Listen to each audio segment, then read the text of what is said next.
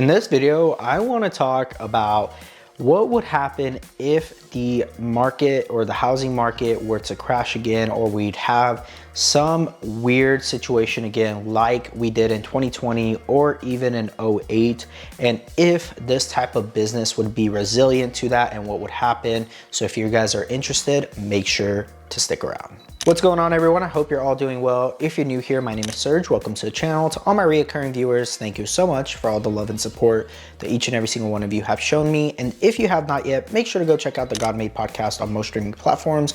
Also, feel free to go check out LegionAssistedLivingAcademy.com, where I teach how to start your own facility from A to Z. Also, if you are interested in booking a one-on-one mentorship call with myself to ask any in-depth questions that you may have, feel free to do that as well. Also, if you are interested in booking a full day with myself and come take a tour of the facilities that I currently have, and to ask me any questions that you have on your heart or on your mind, feel free to go check us out at LegionAssistedLivingAcademy.com to do either of those things. And with that being said, also, if you have not checked out ValleyALFVentures.com as a limited partner or passive investor looking to passively invest in the space, or if you're an operator looking to potentially expand or sell your facilities, make sure to go check us out. And now that the housekeeping is all done, let's go ahead and jump into the topic of this video. I got a great question from a subscriber here on the channel, and I'm gonna give them a shout out. It's Jeffrey Blaze 3198. Shout out to you, Jeffrey. But the question, or really the comment, was, I've been wondering, if we really had a housing market crash and or recession, would it have any effect on starting our residential assisted living facility? I'm thinking this is a need, quote unquote, based industry like a hospital. No matter what happens in the world or in our economy, we'll always need these businesses. What are your thoughts? So Jeffrey, great comment and great question. And let's answer the first question, right? How would a market crash or a recession affect you starting potentially your own residential assisted living facility or facility in general? And so the first question I would like to ask or even answer is, I've actually been through the COVID situation, right? And through the 2020.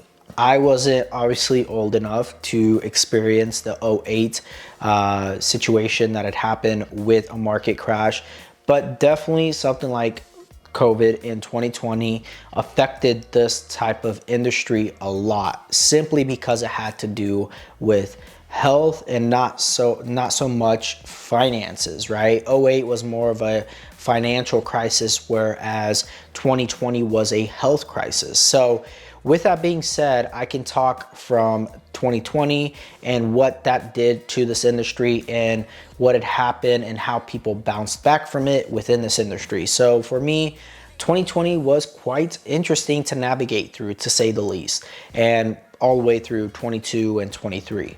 And when 2020 had happened, my home was filled, things were going great. I had my staff, and right after 2020 hit, it was just like complete mayhem.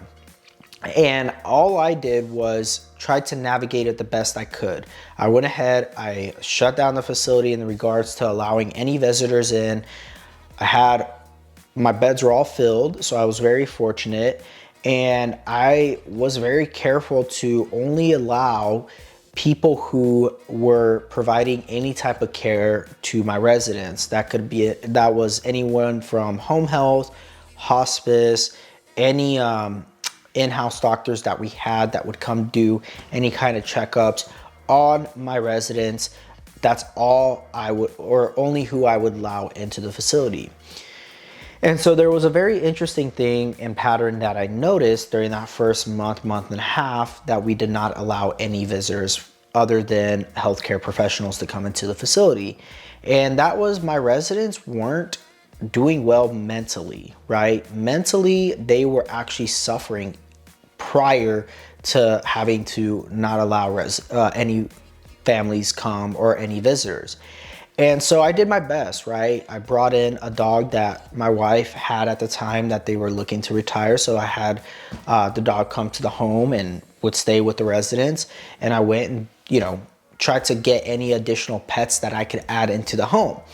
Now, that did provide somewhat of a social thing for my residents and provided comfort for them, but it still wasn't enough. It wasn't anywhere near what it was like when having visitors in the home and seeing the residents spend time with their loved ones. And so navigating all of this was interesting. And I was hearing as months went by that there were facilities who were neglecting their residents, right? They weren't doing the care that they once were when they would have visitors come into the home. And so once they did allow visitors, which months went by before they did, families moved them out because they didn't trust them, right? They were hearing of other friends and family who they were able to go see their grandma, grandpa, or mom and dad, whoever, but the facility that their loved one was at was not allowing it. And so the second they could, they went ahead and moved their loved ones out into other facilities that allowed them. And so there were a lot of facilities that suffered more than others. And I would say during that period of time, I was very fortunate to have done really well. And I remember at one point constantly getting calls if we had vacancies, and simply because of those reasons that I just stated. And then there are other homes that took advantage of the situation by opening up specific homes that were with people with COVID, because as soon as a resident got COVID, they could no longer be in your facility per state regulation.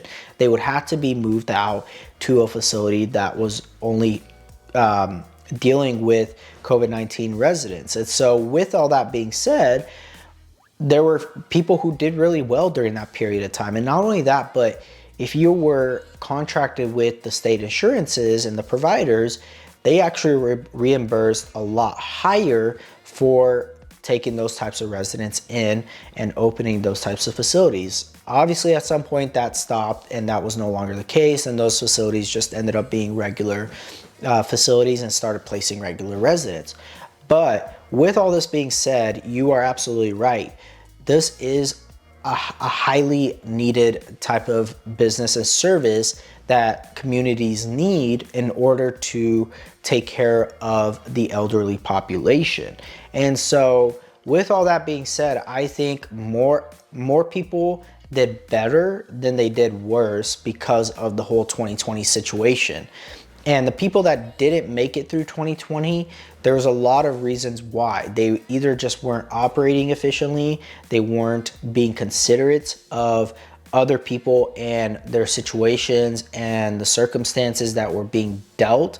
And I believe that the people that had the right intentions, that were doing good before 2020 even came around, and had the intentions to always put the residents first and their families, continue to do so through all that chaos that had happened, and ended up doing a lot better. And so with all that being said, to answer your question, yes, this service and this industry is a highly needed industry. And as things get more expensive, especially healthcare, alternative options like this will continue to be needed, and I think people will continue to seek these alternative options such as residential assisted living or other home-based type services more than they will big box services, just because they understand that the care in these smaller settings, not only are they better, but it's easier to contain and it's easier to supervise and overlook them. And again, I think overall though, there will always be options for families depending on what their budgets are and what they need.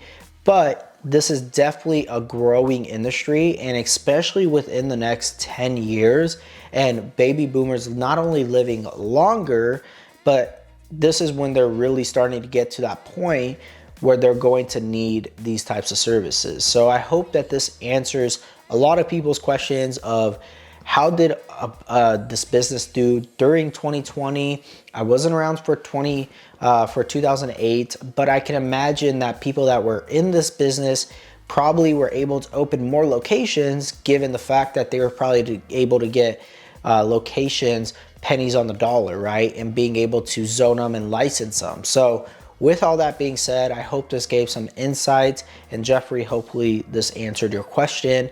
And if you guys enjoyed this video, make sure to like, comment, and subscribe. I would love to hear from you guys. Also, make sure to go check out LegionAssistedLivingAcademy.com. Also, feel free to go check out Valley ALF Ventures on Instagram and ValleyALFVentures.com. And I will talk to you all in the next one. God bless.